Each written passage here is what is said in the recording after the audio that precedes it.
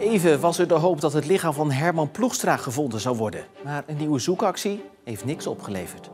Het is opnieuw een klap voor de familie, maar ze zeggen zelf: wij zullen altijd naar Herman blijven zoeken. En verder in deze Zeeland Nu.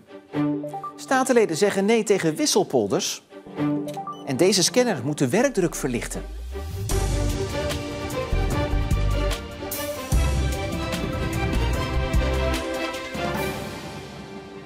Goedenavond. Na jaren van stilstand en stilte leek er deze week beweging te komen in de vermissingszaak van Herman Ploegstra uit IJsendijke, die al 15 jaar wordt vermist.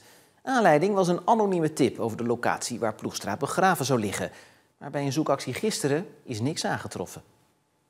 In dit gebied, natuurgebied Braakman Noord, is gisteren gezocht naar wat hopelijk een einde zou maken aan de jarenlange zoektocht. De tip kwam bij de Peter R. de Vries Foundation binnen naar aanleiding van een podcast over de vermissingszaak.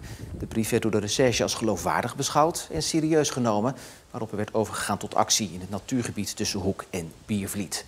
En daar staat voor ons ook verslaggever Rick Bolt. Ja, Rick, die tip die was dus heel concreet volgens de politie. Is er dan misschien niet op de goede locatie gezocht? Nee, de politie is er wel van overtuigd dat zij op de goede plek gezocht hebben hier. Alleen ja, het kan natuurlijk zijn dat zij net de brief verkeerd hebben geïnterpreteerd, of dat de tipgever net een verkeerde interpretatie heeft gegeven aan wat hij gehoord heeft. Ze vragen in ieder geval nu aan die tipgever om zich opnieuw te melden, om wat extra context te geven over deze locatie. Nou, dat kan opnieuw anoniem, dat kan via de politie, dat kan via de foundation en eventueel ook via een advocaat. Ja, de zaak die duurt nu al 15 jaar. Van de week dus weer een nieuwe zoekactie. Hoe is de politie te werk gegaan? Ja, we staan hier in een natuurgebied. Het is niet zomaar toegankelijk voor wandelaars. Er moest hier ook eerst even flink gemaaid worden voordat al die experts hier aan de gang konden. De politie heeft hier gezocht met een mannetje of 15 en daarbij zaten ook experts van het Nederlands Forensisch Instituut, die bijvoorbeeld heel veel verstand hebben van de bodemsamenstelling. Zij hebben gezocht hier met prikstokken, maar ook met metaaldetectoren. Maar helaas, na een dag lang zoeken leverde dat geen resultaat op. Ja, dit zijn allemaal feitelijkheden, maar hoe is dit nieuws gevallen bij de familie? Ja, voor de familie is dit natuurlijk opnieuw een hele forse klap. Zij hadden toen het nieuws bekend werd dat de politie opnieuw ging zoeken toch wel weer een beetje hoop gekregen. Maar ze waren ook realistisch. Ze zeiden ja, we hebben wel een beetje hoop, maar geen verwachting. Nou ja, toch geven ze het nu nog niet op, want ze zeggen zelf: wij zullen altijd naar Herman blijven zoeken. Rick Bolt, dank je wel. Een spannend moment gisteravond in de gemeenteraad van Hulst. Daar werd gestemd over het voorstel om kinderopvang in Nieuw-Namen gratis te maken. Wie is er voor het voorstel? Dat is ook unaniem. De komende 2 jaar betaalt de gemeente Hulst de opvang voor kinderen uit Nieuw-Namen tot en met 12 jaar. Dat is goed nieuws voor de enige basisschool op het dorp. Ik ben super blij. Echt opgelucht, blij. Ik hoop dat dit schooltje kan teruggroeien en al zijn capaciteiten kan laten zien, want het is gewoon een superleuke school. Nu kiezen veel ouders uit Nieuw-Namen nog voor een school over de grens. In België kunnen kinderen namelijk al vanaf 2 jaar naar school en dat is gratis. Dat zorgt voor een leegloop op de Sint-Jozef en sluiting ligt op de loer. Er zijn ongeveer 30 kinderen woonachtig in Nieuw-Namen die momenteel over de grens naar school gaan. Als dat aantal hier naar school komt, dan hebben we helemaal geen discussie over de druk die op de school wordt uitgeoefend. Dan floreert die school. En je ziet die kinderen die komen hier naar school, nemen deel hier in het verenigingsleven en zo floreert een hele kern. En dat is alleen maar prachtig om te zien natuurlijk. Financieel betekent toch heel veel bij de jonge gezinnen, want het is allemaal toch wel moeilijk. En als je het dan in België net allemaal iets gemakkelijker kan hebben, denk ik wel dat het een voordeel is. Met dit traject, alleen met dit voorstel, dat we het schoolgang kunnen laten groeien. Er wordt ook nog onderzoek gedaan of dit plan in heel de gemeente kan worden uitgerold. Maar daar zit een kostenplaatje aan. Nu is Hulst 3 ton kwijt. Voor heel de gemeente zou dat 10 miljoen euro zijn. Waterschap Scheldestromen gaat onderzoeken waar in Zeeland een proef gehouden kan worden met een wisselpolder. Dat is een polder waar zeewater door eb en vloed in en uitstroomt, waardoor de polder opslipt. Maar Provinciale Staten zien wisselpolders helemaal niet zitten. Dit is een polder bij Hoedekenskerken op Zuid-Beveland. De grond is van natuurmonumenten. Hier zou een wisselpolder kunnen komen. Hier zou het eigenlijk als eerste moeten gebeuren. Maar wij pleiten er eigenlijk voor dat er veel meer plekken langs de Westerschelde worden aangewezen. Maar hoe werkt het nou? Wat is een wisselpolder? Nou, laten we om te beginnen het even over de naam hebben. Wij hebben het in het vakjargon over ophoogpolders. Je kunt het eigenlijk beter benoemen als zijnde opslippolder. En de provincie heeft het over opslippolders. Ja. Dus hebben we het allemaal over hetzelfde? Ja, we hebben het over hetzelfde. Gelukkig. Dit is hoe het werkt. Je maakt een opening in de zeedijk. Achter de zeedijk leg je een ringdijk om het water tegen te houden. Door eb en vloed kan water nu in en uit de wisselpolder stromen.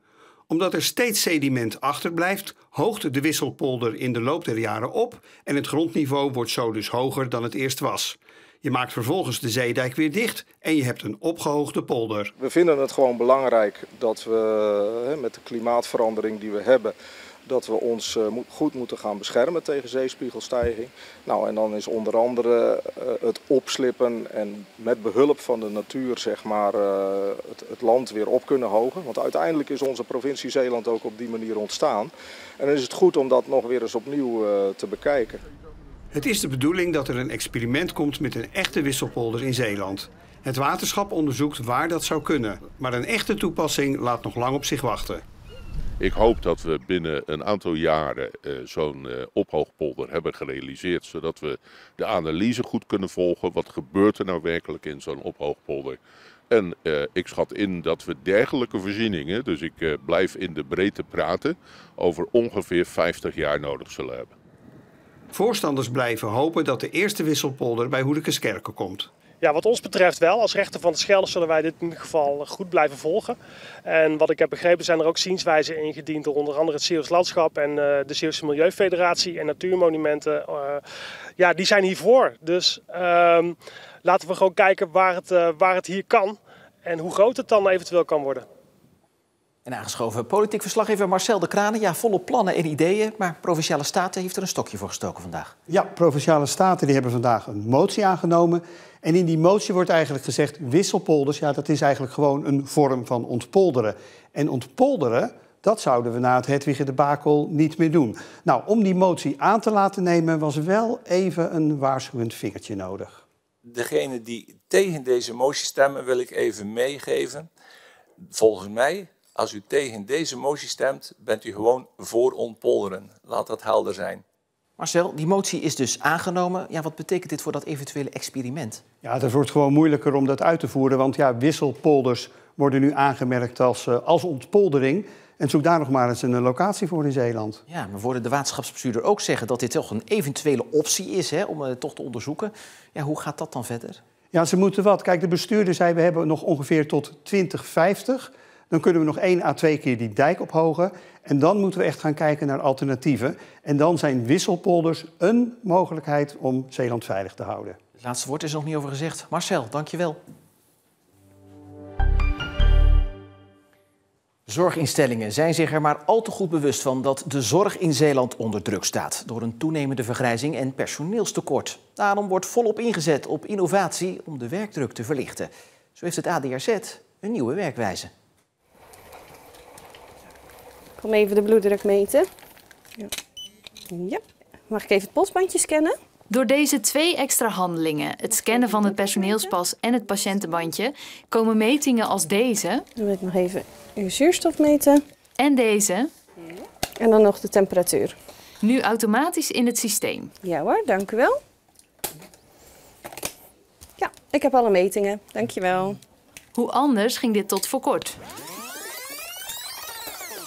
Nog niet zo lang geleden moesten Sanne en haar collega's alle waardes eerst opschrijven om ze vervolgens handmatig in de computer te zetten. Ik denk dat het per patiënt zeker wel een minuut of 2 scheelt met de handeling zoals die was en zoals het nu is. Dat lijkt misschien niet veel, maar... We merken dat we 's ochtends met de ochtendronde veel sneller klaar zijn. Dat we meer tijd hebben om mensen 's ochtends al gereed te zetten voor het ontbijt. Om ze al uit bed te halen, om ze te helpen bij de toiletgang. Het scheelt heel veel tijd. En daarnaast het feit dat je het opschrijft en het feit dat je daarna nog een keer over moet tikken. Ja, dat is wel foutgevoelig. En nu helpen we ze om dat te voorkomen. In ziekenhuis Zorgzaam in Zeeuws-Vlaanderen werken verpleegkundigen al langer met een vergelijkbaar systeem, al is dat minder uitgebreid. Dit soort digitaliseringen zijn niet makkelijk, weten ze in het ADRZ. We gebruiken zoveel apparatuur en ieder apparaat, groot of klein, heeft een nieuwe uitdaging voor een koppeling. En in deze uitdaging zijn we geslaagd. Deze nieuwe werkwijze wordt betaald vanuit de pot met geld die de overheid vorig jaar beschikbaar stelde om de zorg in Zeeland toekomstbestendig te maken. Zeeland kreeg toen als eerste regio 83,4 miljoen euro om zorginnovaties door te voeren.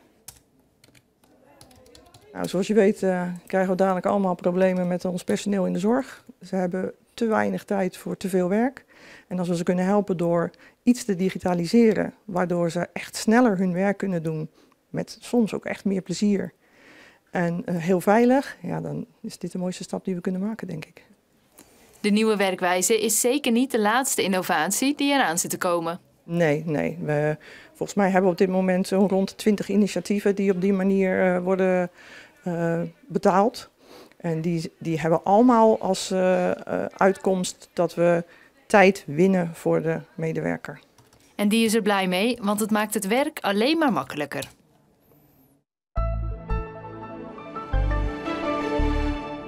Het was een lekkere, warme nazomerdag met ook veel zon en temperaturen die met gemak boven de 25 graden uitkwamen. Het was helaas wel een eendagsvlieg, want morgen start dan nog wel droog met ook nog wel wat zon. Maar al snel neemt de bewolking toe en verdrijven regen- en onweersbuien de warmte. Vanaf zondag een stuk koeler en volgende week zelfs licht wisselvallig herfstweer bij maximaal 17 graden. Ja, dat is weer eventjes wennen. Tot zover deze Zeelanduur in ieder geval. Voor het laatste Zeeuwse nieuws volg je ons online via de site of de app. Voor nu een fijne avond, een goed weekend en graag tot morgen.